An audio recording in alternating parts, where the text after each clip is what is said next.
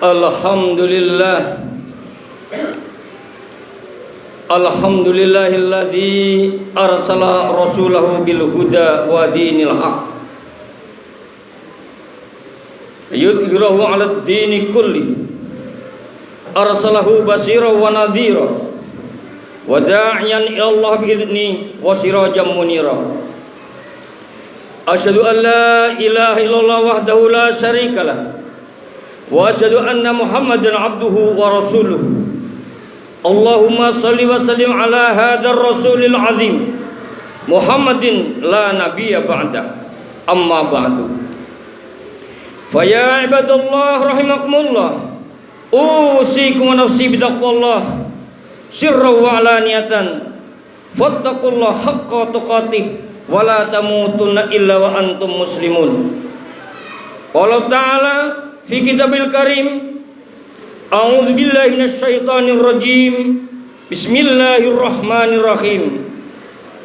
Walladzi khalaqal azwaja kullaha wa ja'ala lakum minal fulki wal an'ami ma tarkabun litastawu ala zuhurihi summa tadhkuru ni'matar rabbikum idzan tawaitum alaihi wa taqulu subhanalladzi sakhkhara lana hadza wa ma kunna lahu muqrinin wa inna ila rabbina lamunqalibun.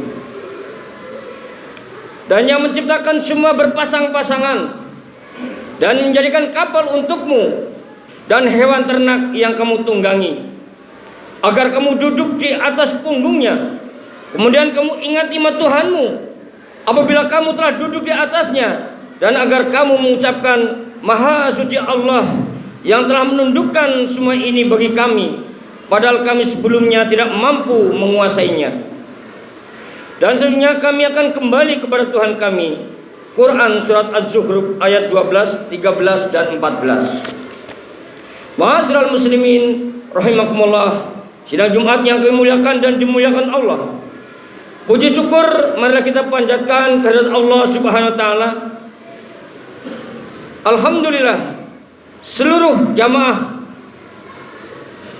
Jumat warga Pesona Beraja terhindar dari petaka corona, juga wabah dan bencana. Salat besar salam kita sampaikan kehadiran junjungan kita Nabi Muhammad sallallahu alaihi wasallam beserta keluarganya, sahabatnya, umatnya dari dahulu kala hingga akhir masa. Tidak lupa khotib berwasiat takwa untuk diri khotib khususnya dan jamaah salat Jumat pada umumnya untuk senantiasa menjalankan perintah-perintah Allah dan Rasulnya serta meninggalkan larangan-larangan Allah dan Rasulnya. Ma'asyiral muslimin rahimakumullah, jamaah salat Jumat yang dimuliakan dan dimuliakan Allah. Dalam kesempatan yang berbahagia di hari yang mulia Sayyidul Ayyam, khatib mengambil beberapa nasihat. Ada 5 mutiara nasihat yang kami ambil dari Al-Quran dan beberapa kitab. Yang pertama dari tafsir Al-Misbah karya Profesor Dr. Quraish Shihab, surat Az-Zukhruf ayat 12, 13 dan 14. Yang kedua dari kitab Nasaihul Ibad, kumpulan nasihat bagi para hamba, karya Ibnu Hajar Al-Asqalani yang disarah oleh Muhammad Nawawi bin Umar Al-Jawi atau Nawawi Al-Bantani.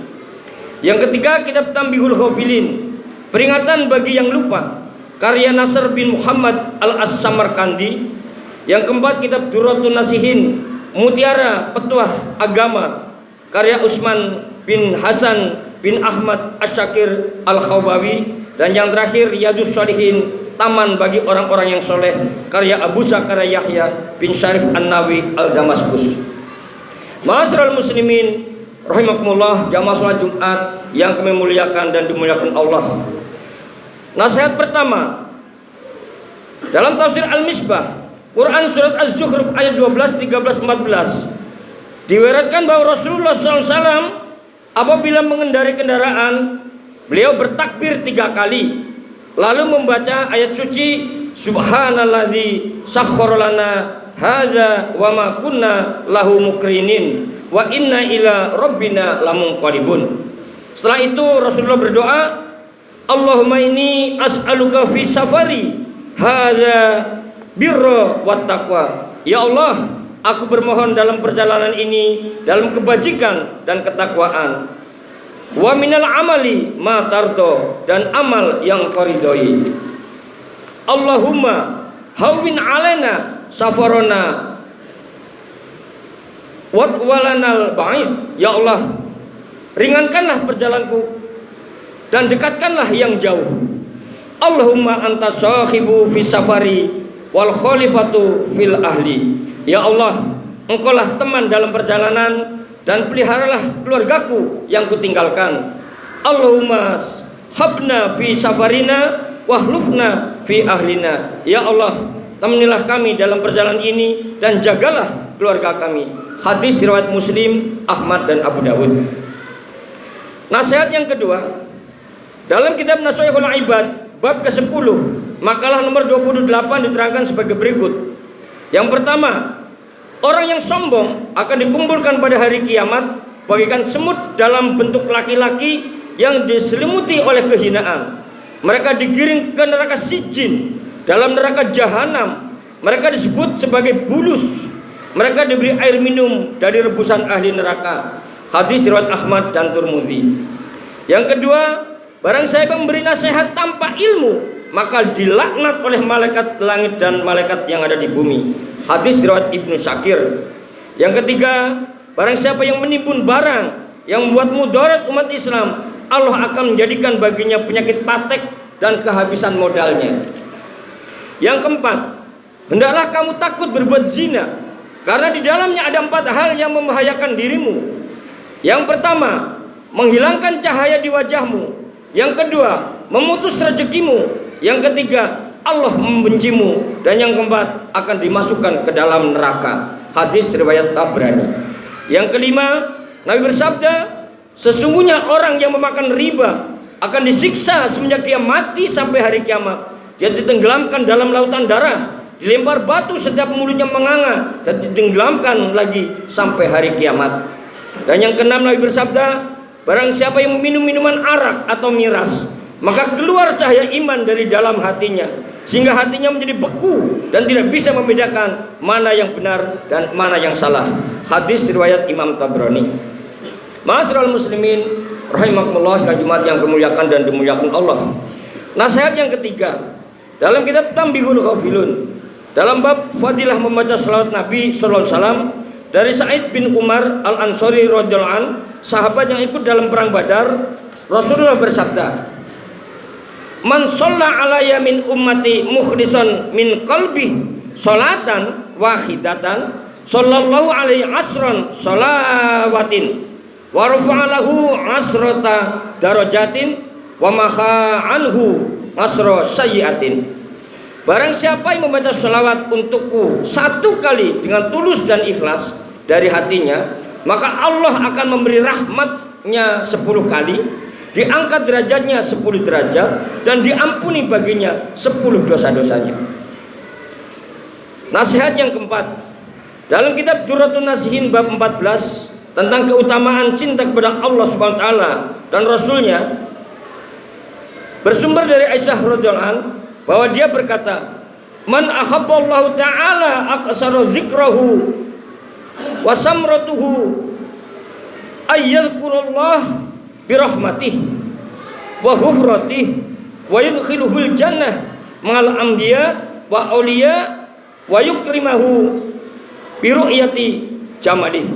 Wa man ahabban nabiyyu alaihi sallallahu alaihi wasallam aqsara minas sholati alaihi wa samratuhu wusulu ila syafaati wa suhbatihi fil jannah." Barang siapa yang mencintai Allah Ta'ala, maka dia banyak mengingatnya, sedang buahnya ialah bahwa Allah mengingat dia dengan rahmatnya dan ampunannya, dan memasukkannya ke dalam surga bersama para nabinya, para walinya, dan dimulakan olehnya dengan melihat keindahan Allah Subhanahu wa taala. Dan barang siapa yang mencintai Nabi SAW, maka dia banyak bersolawat kepadanya, sedang buahnya ialah mendapat syafaatnya dan bertemu dengannya di dalam surga. Demikianlah tersebut dalam Ad-Jami' Syahir. man ahabba sunnati faqad ahabbani, faman ahabbani kana ma'ya fil jannah. Barang siapa yang mencintai sunnahku, maka berarti ia mencintai aku, dan barang siapa yang mencintai aku, dia akan berada dalam surga bersamaku. Nasihat yang terakhir dalam kitab Riyadhus Shalihin bab 29 tentang memenuhi hajat orang muslim. Wa an Ibnu Umar radhiyallahu anhuma anna Rasulullah sallallahu alaihi wasallam qala al muslimu akhul muslim la yazlimuhu wa la yuslimuhu man kaza hajati akhihi kana Allah fi hajatihi wa man faraja an muslimin kurbatan farraja Allahu anhu biha kurbatan min kurabi yaumal qiyamah wa man satara musliman satarahu Allahu yaumal qiyamah. Muttafaqun alaih. Dari Ibnu Umar radhiyallahu anhu bahwasanya Rasulullah SAW bersabda, orang muslim itu saudara bagi muslim yang lainnya, tidak menganiaya, tidak bermusuhan. Barang siapa yang menolong hajat saudaranya, maka Allah akan menolong hajatnya. Barang siapa menghilangkan satu kesulitan saudaranya, maka Allah akan menghilangkan kesulitannya juga di hari kiamat. Barang siapa menutupi aib seorang muslim, maka Allah akan menutupi aib sampai pada hari kiamat. Hadis riwayat Bukhari Muslim. Barakallahu lakum fil Qur'anil azim wa nafa'ani wa iyyakum bima fihi min adwatil hakim wa taqabbal minni wa minkum tilawatahu wal ghafurur rahim wa qur rabbi fir warham wa anta khairur rahimin.